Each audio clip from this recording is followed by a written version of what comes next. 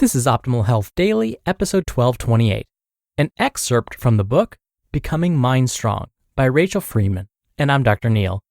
Hey there, happy Monday, and welcome back to another week of Optimal Health Daily, where I act as your narrator of the best health and fitness blogs, and sometimes books, like today. And then on Fridays, I answer your questions right here on the show. Now, I hope you're having a wonderful and safe New Year so far. I know many of us are probably still working on some New Year's resolutions. And today's excerpt is perfect, especially if you're thinking about adding a New Year's resolution that has to do with dieting. So with that, let's get right to today's excerpt and start optimizing your life. An excerpt from the book Becoming Mindstrong by Rachel Freiman. Restriction is the cornerstone of most diet plans. Fill in the blank. I'm giving up blank so I can lose weight. Chances are it's something you love. Bread, bacon, avocados, whatever. You try and give up your favorite foods so that you can get the body you've always wanted. However, I'd like to make a very opposing statement. Restriction doesn't work, and here are 3 big reasons why. Reason 1, our bodies don't do well with discomfort. As living creatures, we are designed to avoid pain and seek pleasure. Our bodies have a need to let go of or reduce any tension, pain, or discomfort, internal or external. In other words, our bodies don't do well with discomfort. They're constantly trying to get back to homeostasis, our natural, comfortable resting point. Left up to its own devices, your body wants to feel good. With or without your conscious effort, it's going to move you away from pain and toward pleasure. Every single time. Restriction is a form of discomfort, and discomfort is a form of pain. Therefore, attempting to diet on the basis of restriction goes against our nature. Every single diet you've tried that was based on don't do this was a restriction. As your body searched for homeostasis or its resting comfort zone, you repeatedly worked against its nature to resist pain, in this case, discomfort. Reason 2, willpower is a limited resource. When you follow a diet based on restriction, you're 100% reliant on willpower to make it work. And according to a study done in 1998 by psychologist Roy Baumeister, willpower is a limited resource. In this study, participants were divided into 2 groups, the cookie eaters and the radish eaters. After indulging in freshly baked cookies or munching their hopes and dreams away on radishes while they resisted said cookies, they were given an unsolvable puzzle. Those who had to use willpower to resist the cookies gave up on the puzzle twice as fast as those who had been allowed to give in to their craving. What does this mean for you? If you've spent 6 months telling yourself, no, no, no, and depleting your personal level of willpower, it's only a matter of time until you throw in the cards. Cards. Reason 3, restriction leads to binging. Viewing food as good or bad or allowed or off limits is a recipe for binging. When you've used your willpower to completely and entirely resist donuts or pizza or cake or pasta for a week or a month or a year, one single bite of that off-limits food inevitably leads to shoveling as much into your mouth as possible. In other words, if your relationship with food has been one of good or bad, allowed or not allowed for the past 10 or 30 years, your brain is hardwired to throw in the towel when you have just that one little delicious, scrumptious bite. You can lose weight without relying on restriction. Defining ourselves by what we do or don't eat, deciding which foods are allowed and which are off limits, creating tension and discomfort by trying to diet based on restriction. All of these are recipes for both caving and binging because they go against our human nature. And every time we've caved and binged, we've taken our self-defined failure as a reflection on our self-worth.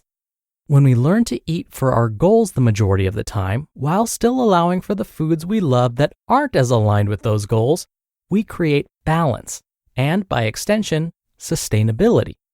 if you've spent the past 10 years bouncing from restriction-based diet to restriction-based diet and beating yourself up every time you quote unquote didn't have the willpower to stick with it, now's the time to take a deep breath, give yourself an apology hug for all those harsh words you thought each time you caved and gave in to temptation, and understand this.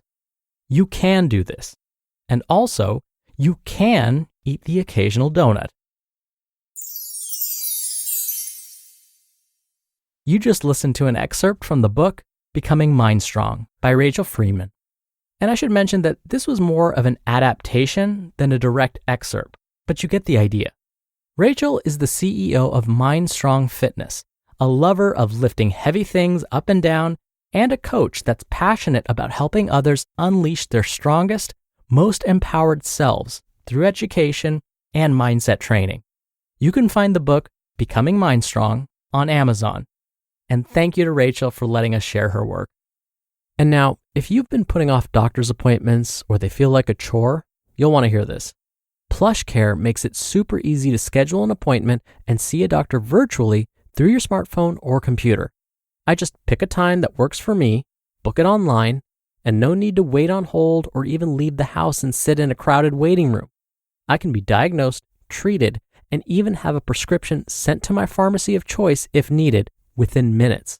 And PlushCare accepts most major insurance carriers, plus is available in all 50 states. These doctors care, hence the name, and are even available to help if you're having difficulty managing your emotions. Check them out. It was super easy for me to get started. It only took a minute. PlushCare makes it easier than ever to take care of yourself, inside and out.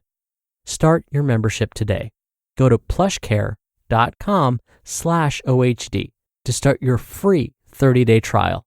That's plushcare.com/OHD for a free 30-day trial. plushcare.com/OHD. Dr. Neil here for my commentary.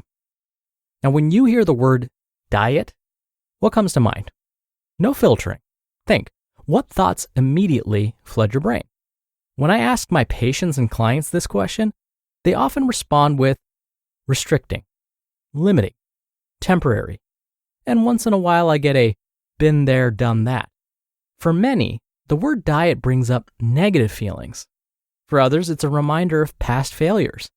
It's interesting because when you really look at the word diet, it has the word die right in the middle of it. Now, I'm absolutely not saying that following a diet leads to death. Instead, it's as if by following a diet, something has to be removed or restricted or banished altogether. It's like the word itself has negative connotations. Now, think of the word lifestyle. What thoughts immediately flood your mind now? For many, it triggers feelings of hope. So as Rachel discussed, on the path to achieving your health goals, it may not be best to rely on diets or willpower. Those may help in the short term, don't get me wrong, but over the long term, they typically don't hold up. In fact, that's what researchers are finding. Instead, let's see if we can find ways to make healthy habits easier to follow, where we don't have to rely on our willpower all the time, where we don't feel like we're being deprived of something. An easy trick I like to use, especially when it comes to eating more healthfully, is to make sure fruits and vegetables are always in plain sight in my house.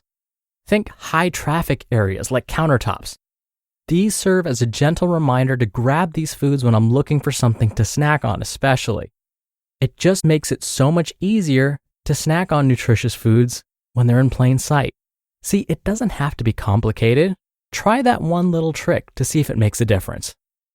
All right, that'll do it from me for today. Thank you so much for subscribing. Thank you for being here every day. Thank you for sharing this show with someone. In fact, that's one of the best ways to keep this show going. If you know someone who might like today's episode or might like this show, have them take a listen. All right, I hope you're having a wonderful start to your week and your new year, and I'll see you back here tomorrow where your optimal life awaits.